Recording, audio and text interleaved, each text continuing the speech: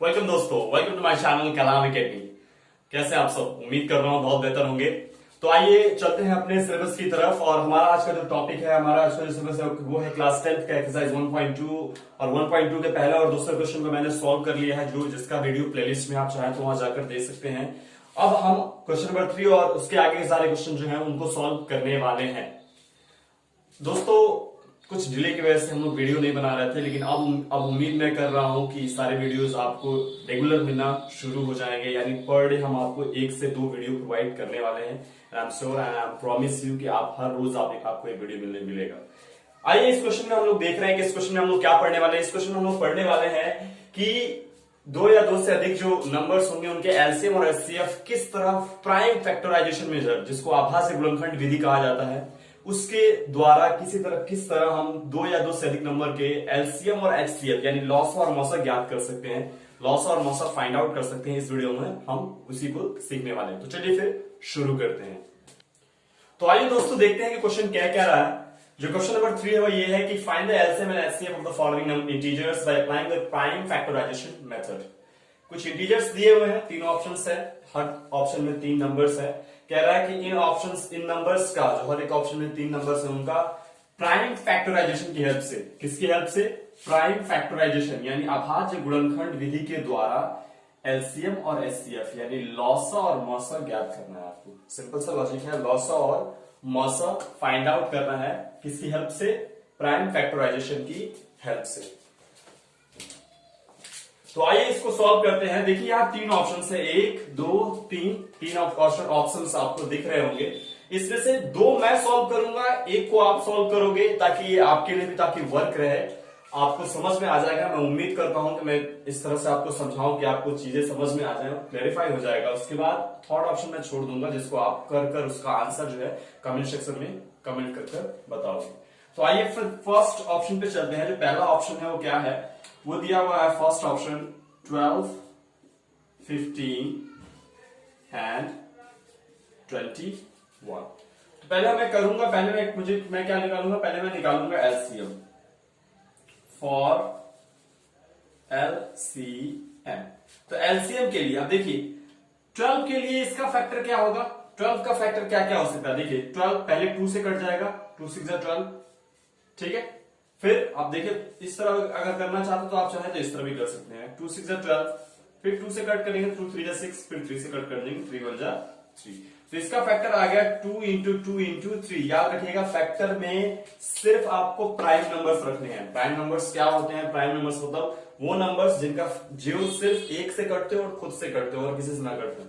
जैसे यहाँ देखिए ये फैक्टर जो है 2, ये 1 से कटता है और 2 से कटता है, इसके बीच में कोई नंबर ही नहीं है, सबसे छोटा प्राइम नंबर होता है। 2 2 ये भी दोनों प्राइम ही है, 3 भी क्या है? 3 भी एक प्राइम नंबर है। तो इसके फैक्टर मैंने क्या लिखा है? 2 2 3। चाहो तो मैं 4 इंटू 3 लिख सकता था, लेकिन 4 इंटू 3 नहीं लिखूंगा, क्योंकि 4 जो है वो प्राइम नंबर नहीं है, कंपोजिट हो जाता है। ओके, तो यहां आपको ये ध्यान रखना है कि जो फैक्टर है वो प्राइम होना चाहिए, यानी प्राइम फैक्टराइजेशन होना चाहिए। ओके, अब आगे चलते हैं नेक्स्ट ऑप्शन पे। नेक्स्ट ऑप्शन क्या है? 15। 15 का फैक्टर क्या हो सकता है? 15 का फैक्टर मैं यहां लिख रहा हूं। 15 का फैक्टर 3 से कट जाएगा, 3 5 15, फिर 5 से कट जाएगा, 5 1 5। ये 3 और 5 दोनों ही क्या है? प्राइम फैक्टर्स हैं। दोनों क्या है? प्राइम नंबर्स हैं, प्राइम फैक्टर, यानी 3 इंटू 5 इसका हो जाएगा। अब आ जाइए 21 पर आते हैं। ये देखिए क्वेश्चन भी ऐसे सेट होता है ना कि आपको इजीली सारी चीजें मिल जाएगा। 21 का मैं फैक्टर करूंगा तो क्या होगा? 3 से पहले जाएगा, 3 7 21, और फिर 7 से जाएगा, 7 1 7, 3 7। तो ये हो जाएगा 3 इंटू 7। दोनों ही क्या है? ये दोनों ही प्राइम नंबर्स हैं। अब इसका मुझको निकालना है एलसीएम। क्या निकालना है? एलसीएम। सो एलसीएम क्या हो जाएगा? देखिए जो पहले जो कॉमन नंबर है, तीनों में जो कॉमन है उसको ले लीजिए। मैं सिंपली ये कहूंगा, जो तीनों में पहले कॉमन है उसको ले लीजिए। तीनों में कॉमन क्या दिख रहा है आपको? 3 कॉमन दिख रहा है। मैंने 3 ले लिया। एक इन तीनों कॉमन नंबर्स के लिए 1 लिखना है आपको, तो एक 3 मैंने लिख दिया यहां पर 3। अब इंटू, अब कोई और चीज कॉमन दिख रही है? कोई चीज कॉमन नहीं दिख रही है। अब क्या बच रहा है आपको? 2 मिल रहा है, 2 मिल रहा है। जो जो बचा हुआ है सब लिख दीजिए। 2 2, यहाँ 5 बचा है, यहाँ 7 बचा है। मल्टीप्लाई कर लीजिए तो 3 2 6, 6 2 12, 12 5 60, 60 60 गुणे 7, 7 6 42 यानी 420, ये आ जाएगा आपका आंसर 420। यानी पहले का जो एलसीएम आया है वो आया है 420। नाउ फॉर HCF लिखते हैं। अब HCF फाइंड आउट करते हैं। देखिए एलसीएम में क्या था कि जो कॉमन था उसको लिख लिया, फिर जो कॉमन नहीं थे उनको भी लिखना पड़ता है सबको। देखिए 3 में अगर कॉमन है तो तीनों में जो कॉमन है उसको एक बार लिखेंगे, अगर दो में कॉमन होता तो भी लिखता मैं, यानी इसमें अगर 5 होता और इसमें 5 होता तो दोनों को एक साथ लेकर 5 लिखता। लेकिन चूंकि सिर्फ एक ही कॉमन निकल रहा था 3, तो इसलिए मैंने एक सिंगल 3 लिखा, बाकी जो बचे उसको लिख दिया, मल्टीप्लाई कर दिया, एलसीएम आ गया। अब एचसीएफ का फंडा थोड़ा सा अलग है, फैक्टर करके ही लिखेंगे।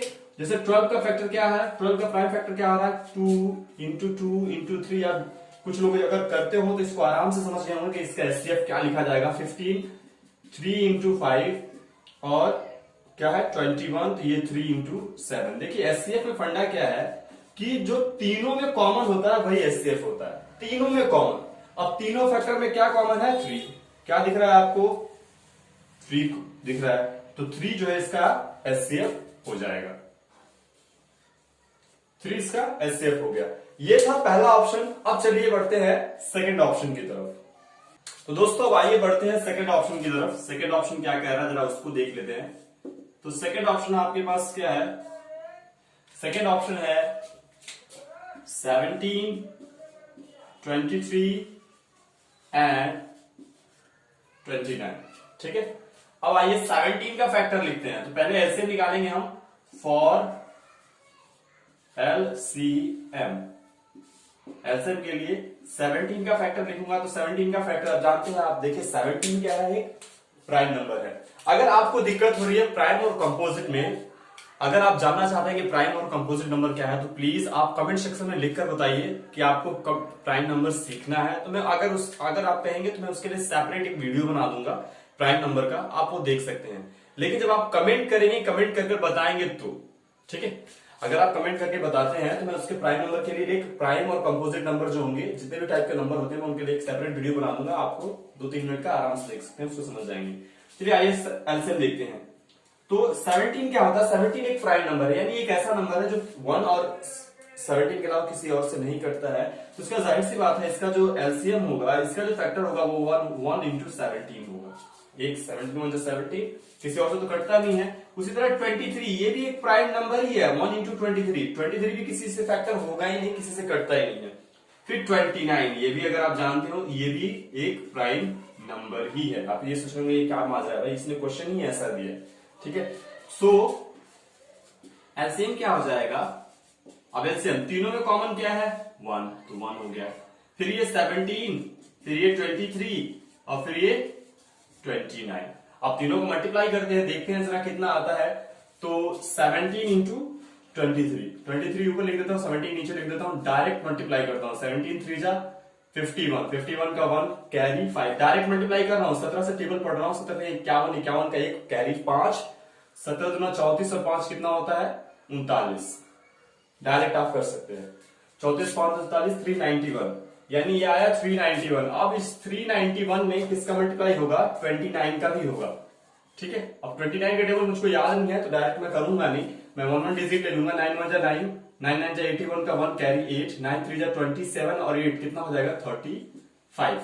2 1 जा 2, 2 9 जा 18, 2 3 जा 6 और 1, 2 3 जा 6 और 1 7, ये हो जाएगा 9, 2 और 1 3, 8 और 5 13 का 3, 7 3 10 और 1 11, यानी जो एलसीएम आया 11339। एलसीएम आपका हो गया 11339। आई होप कि आपको ये दिख रहा हो, वैसे यहां देख लीजिएगा एलसीएम आया है 11339। अब आते हैं फॉर एचसीएफ। फॉर एचसीएफ के लिए क्या होगा, तो वही फैक्टर लिखने वाला चीज 17 इंटू 17 इक्वल टू हो जाएगा 1 इंटू 17 और 23 इक्वल टू हो जाएगा 1 इंटू 23 और 29 इक्वल टू हो जाएगा 1 इंटू 29। अब एचसीएफ क्या हो जाएगा, एचसीएफ जो तीनों में कॉमन होता है, तीनों में कॉमन क्या है 1 हो जाएगा, यानी एचसीएफ हो जाएगा आपका 1। ठीक है, तो ये तो था आपका एलसीएम और एचसीएफ, और दो ऑप्शंस मैंने कर दिए हैं। थर्ड ऑप्शन में आपके लिए छोड़ रहा हूं। आई होप कि आपको समझ में आया और आप आराम से इसका एलसीएम और एचसीएफ निकाल लें और सॉल्व करके इसकी वैल्यू जो है, इसके आंसर को आप कमेंट सेक्शन में कमेंट कर देंगे। क्वेश्चन नंबर 3 सॉल्व कर दिया मैंने। अब बढ़ते हैं नेक्स्ट क्वेश्चन की तरफ। तो आइए फ्रेंड्स बढ़ते हैं नेक्स्ट क्वेश्चन की तरफ। नेक्स्ट क्वेश्चन क्या हमारा? नेक्स्ट क्वेश्चन है कि given that HCF 306 657 equal to 9। इसका क्या मतलब है? ये कह रहा है कि इस दोनों नंबर का जो एचसीएफ है वो 9 दिया है। Find LCM of 306 and 657। तो इन्हीं दोनों नंबर का एलसीएम निकालना है। देखिए इन दोनों नंबर का एचसीएफ दे दिया है, इन दोनों का एचसीएफ 9 है। इसी दोनों नंबर का एलसीएम कितना होगा ये निकाल के बताए, तो हम इसके लिए फार्मूले का यूज करेंगे। ओके, नंबर का फैक्टर नहीं यूज लगाएंगे, फार्मूले का यूज करेंगे। आपने एक फार्मूला पढ़ा होगा, देखिए लिखा हुआ है, मैं लिखूंगा गिवन टू नंबर्स,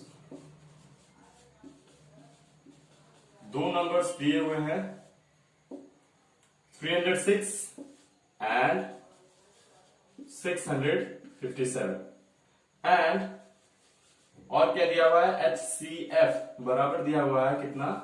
9। दो नंबर दिए 306 एंड 657। सो फॉर LCM के लिए हम एक फार्मूला लगाएंगे। देखिए फर्स्ट नंबर, एक फार्मूला होता है, क्या होता है?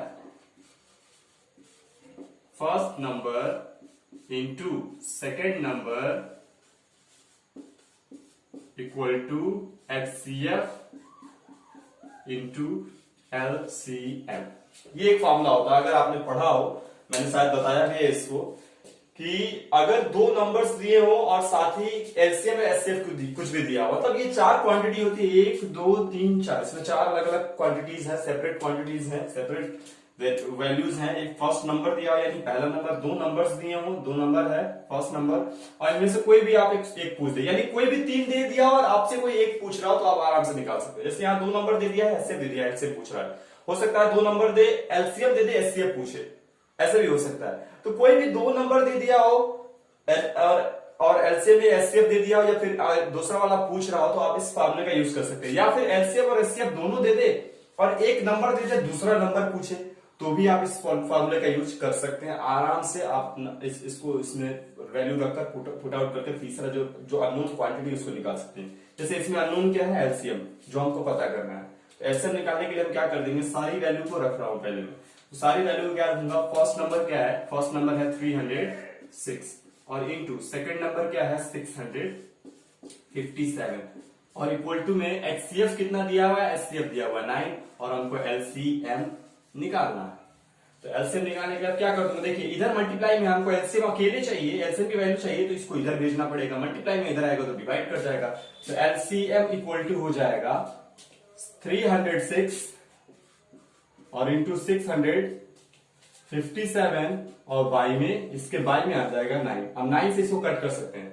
देखिए एलसीएम इक्वल टू हो जाएगा 9 से हम चाहे तो इसको कट कर सकते हैं। देखिए कैसे कट करेंगे उसका एक रूल है। आप अगर डिविजिबिलिटी रूल भी जानना चाहते हैं तो भी आप कमेंट सेक्शन में कमेंट करके बताइए, मैं डिविजिबिलिटी रूल आपको सिखा दूंगा कि कैसे कोई नंबर 2 से कटता है, कैसे 3 से कटता है, कैसे 4 से, कैसे 5 से, कैसे 6 से, कैसे 7, कैसे 8, कैसे 9, कैसे 10, कैसे 11, 12, 13, जितना तक आप कहेंगे सब सिखा दूंगा डिविजिबिलिटी रूल। अगर आप डिविजिबिलिटी रूल सीखना चाहते हैं तो उसको प्लीज कमेंट सेक्शन में कमेंट करके बताइएगा, ठीक है। जैसे देखिए यहाँ 9 से अगर कट करना तो मैं चेक करूंगा कि कौन सा नंबर 9 से कट सकता है। चेक करने के लिए क्या है कि आप डिजिट्स को ऐड कीजिए। अगर डिजिट को ऐड करने के बाद वो जो एडिशन आ रहा है सम, वो 9 से कट जा रहा है तो ये नंबर भी 9 से कट जाएगा। जैसे यहाँ 306 लिखा है, मैं इनको ऐड करूंगा, 3 में 0 ऐड किया 3, फिर 3 में 6 ऐड करूंगा तो 9। कितना आया? इन तीनों को ऐड करने पर 3 + 0 + 6, इनको ऐड करने पर आया है 9।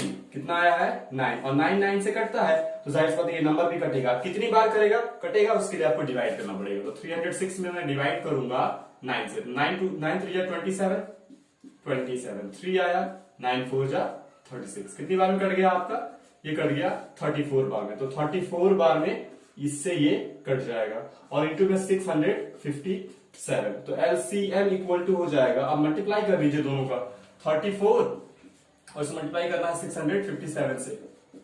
तो 4 से 28 का 8 कैरी 2, 4 5 20 और 2 22 कैरी 2, 4 6 24 और 2 26, 3 7 21 का 1 कैरी 2, 3 5 15 और 2 कितना हो जाएगा?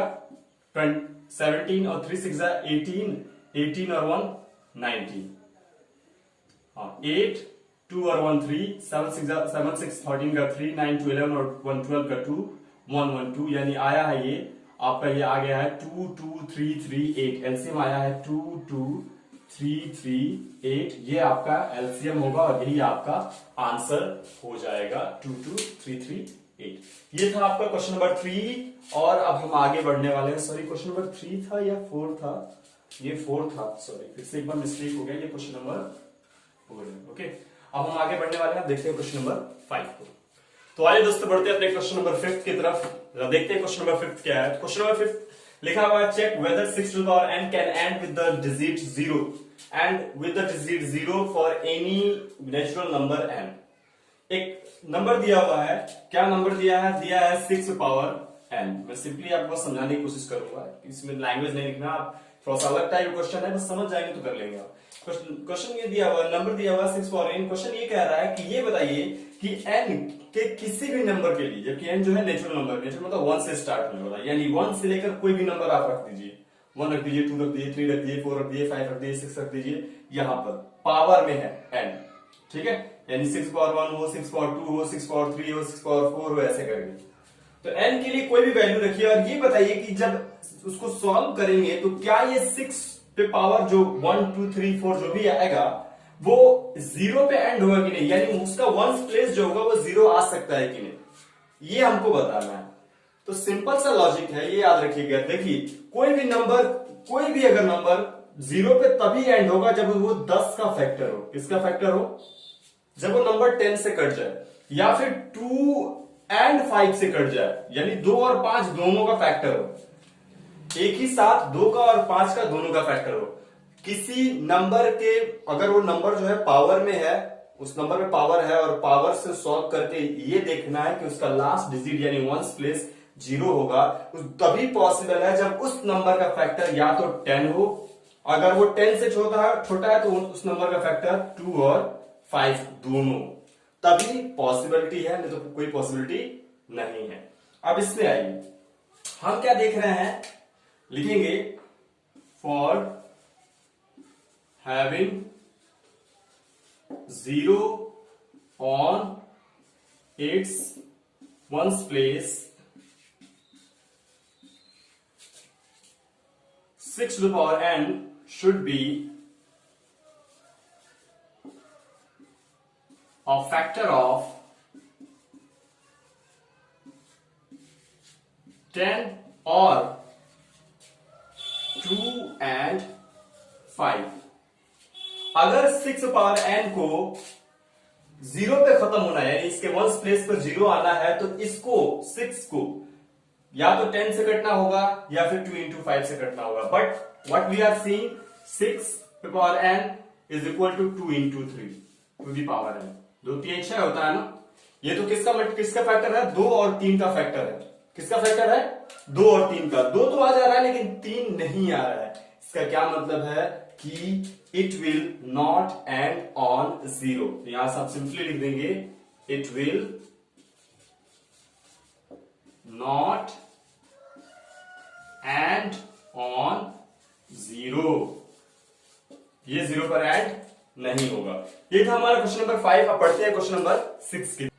तो दोस्तों आइए क्वेश्चन नंबर 6 पर आते हैं। क्वेश्चन नंबर 6 देखते हैं। क्वेश्चन नंबर 6 क्या है? क्वेश्चन नंबर 6 लिखा हुआ है कि explain why 7 into 11 into 13 plus 13 and 7 into 6 into 5 into 4 into 3 into 2 into 1 plus 5 is our composite numbers। बताइए कि ये नंबर और ये नंबर दोनों कंपोजिट हैं और ऐसा क्यों है? रीजन बताऊंगा। देखिए मैं एक करूंगा, ये वाला मैं कर रहा हूं और ये आप करोगे। बहुत आसान सी चीज है। कंपोजिट क्या होता है? देखिए कंपोजिट में क्या होता है कि एक वन फैक्टर हो उसका, एक जो खुद होता है नंबर इटसेल्फ, और उसके अलावा कोई एक और नंबर फैक्टर होना चाहिए, उसके अलावा एक और थर्ड फैक्टर होना चाहिए, एटलीस्ट थर्ड फैक्टर। वो थर्ड फैक्टर आपने खोज दिया तो समझिए कि ये कोई भी नंबर कंपोजिट है।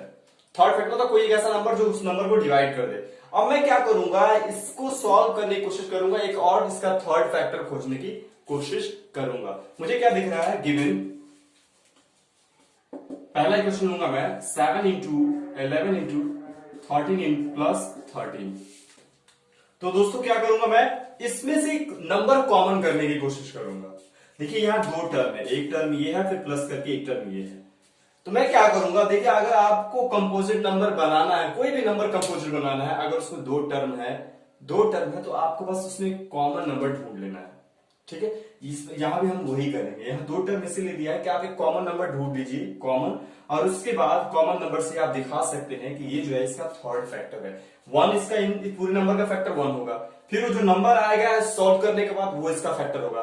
एक और फैक्टर हम निकाल सकते हैं क्या, जो इसमें कॉमन है। देखिए कैसे, मैं क्या करूंगा, मैं यहां से देखिए इसमें भी 13 है और यहां भी 13 है, 13 दोनों जगह कॉमन करूंगा। यहां हो जाएगा 7 इंटू 1, ठीक है, और प्लस में यहां 13 पूरा निकल गया तो 1, और ये हो जाएगा 13 इंटू 7 और प्लस 1 8।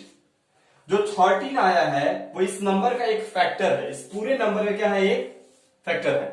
ठीक है, तो हम कहेंगे since 13 is a factor of given equation, so it is a composite number। ठीक वैसे ही आपको इसको सॉल्व करना है और इसका वैल्यू बताना है क्या होगा।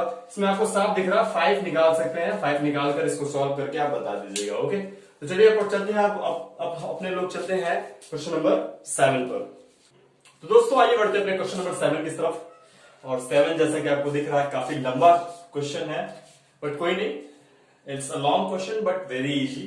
लंबा क्वेश्चन है, वर्ड्स ज्यादा है, लेकिन इसको सॉल्व करना बहुत आसान है। ठीक है, चलिए फिर क्वेश्चन पढ़ लेते हैं। क्वेश्चन ये है कि there is a circular path around a sport field. एक स्पोर्ट फील्ड के चारों तरफ एक रास्ता है, सर्कुलर यानी गोल सा रास्ता है ऐसे। ठीक है, ये मान लीजिए ये फील्ड है, सपोज कीजिए। Sonia takes 18 minutes to drive one round of the field। Sonia जो है मान लीजिए यहां से चलती है और पूरा करने में 18 मिनट लेती है। कितने मिनट लेती है, 18 मिनट सोनिया। While जबकि Ravi takes 12 minutes for the same. Ravi जो है वो 12 मिनट लेता है। रवि कितना लेता है, 12 मिनट। ठीक है ना, अब क्या कह रहा है, suppose they start at the same time on the same, suppose they start on the same place, base छूट गया sorry, and on the same time.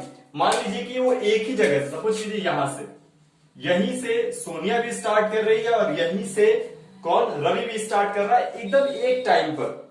ठीक है, सेम टाइम पर, and go in the same direction, और दोनों ही same direction में, दोनों इसी साइड जा रहे हैं, इस साइड ही जा रहे हैं दोनों। ठीक है, तो पूछ रहा है after how many minutes will they meet again at the starting point. तो ये बताइए कितने समय बाद, वो मिनिमम टाइम, एक्चुअली में क्या होना चाहिए, यहां लिखा होना चाहिए minimum, after how many minimum minutes. ठीक है, वो कम से कम समय क्या होगा, वो लोवेस्ट टाइम क्या होगा जब ये दोनों फिर से दोबारा इसी पॉइंट पर मिलेंगे। अब आप ये सोच रहे हैं एक चक्कर मारकर मिल जाएंगे, और क्या, नहीं, हम क्या देख रहे हैं कि जो रवि है, रवि उसे 12 मिनट में पूरा करता है और सोनिया 18 मिनट में पूरा करती है। ठीक है, सोनिया का टाइम 18 मिनट है, रवि का टाइम 12 मिनट है। तो रवि तो एक चक्कर मारेगा तो 12 मिनट में चला आएगा, सोनिया कहीं पीछे होगी यहां पर। फिर दूसरा चक्कर मारेगा, सोनिया और पीछे होगी। फिर तीसरा चक्कर मारेगा, सोनिया और पीछे होगी। चौथा चक्कर मारेगा, सोनिया और पीछे होगी। पांचवा चक्कर मारेगा, सोनिया और पीछे होगी। छठा चक्कर जब पूरा करेगा तो कहीं जाकर वो यहां दोनों एक साथ मिल पाएंगे, यानी एक चक्कर पीछे हो जाएगी सोनिया। लेकिन वही पूछ रहा है कि वो टाइम बताइए, लगातार चक्कर मार रहे हैं, वो टाइम बताइए कि जब वो मिनिमम टाइम क्या हो सकता है कि जब दोनों ही एक प्लेस पर, उसी जगह पर स्थित होंगे, इसी टाइम पर जहां से उन्होंने शुरुआत किया था, वो हमें बताना। तो इसका मतलब ये है कि लोवेस्ट टाइम, लोवेस्ट मतलब LCM, जो दो नंबर दिया हुआ है ना, जो 2 मिनट्स दिए हैं, दोनों का LCM फाइंड आउट कर दीजिए, इजी है बहुत। वो लोवेस्ट टाइम मतलब क्या कर देना आपको, लीस्ट क्या बोलते हैं, कॉमन मल्टीपल निकाल देना है। लोवेस्ट कॉमन मल्टीपल क्या होगा, इन दोनों का निकाल देना है, इजिली आ जाएगा। तो हम यहां लिखेंगे सॉल्यूशन, मैं लिख रहा हूं यहां पर, given Sonia takes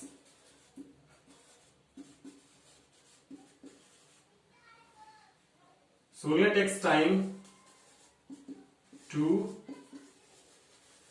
cover the field. Sonia कितना टाइम लेती है?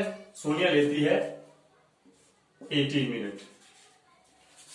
Ravi takes time to cover the field, कितना लेता है? 12 minute. So the minimum time the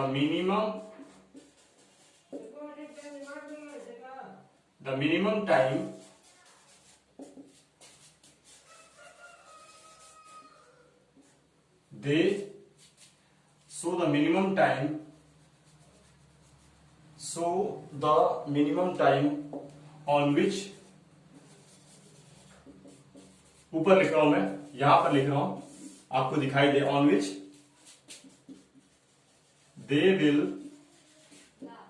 meet again on the same place। तो क्या हो सकता है वो? देखिए फैक्टर लिख लेते हैं, क्या हो सकता है वो? दोनों का एलसीएम निकाल लेते हैं हम। कितना है? 18 एंड 12। एलसीएम निकाल लीजिए। 2 6 जा 18 और ये कितना? सॉरी 2 9 जा 18, 2 6 जा 12, फिर 2 से 9, 2 3 जा 6, फिर 3 से 3 3 जा 9 1, फिर 3 से 1 1। तो एलसीएम क्या आ जाएगा? एलसीएम आ जाएगा आपका 2 इंटू 2 इंटू 3 इंटू 3, यानी हो जाएगा 2 2 जा 4, 4 3 जा 12, 12 3 जा 36, 2 2 जा 4, 4 3 जा 12, 12 3 जा 36, यानी 36 मिनट होगा। 36वें मिनट में जाकर वो दोबारा एक बार एक साथ मिल जाएंगे।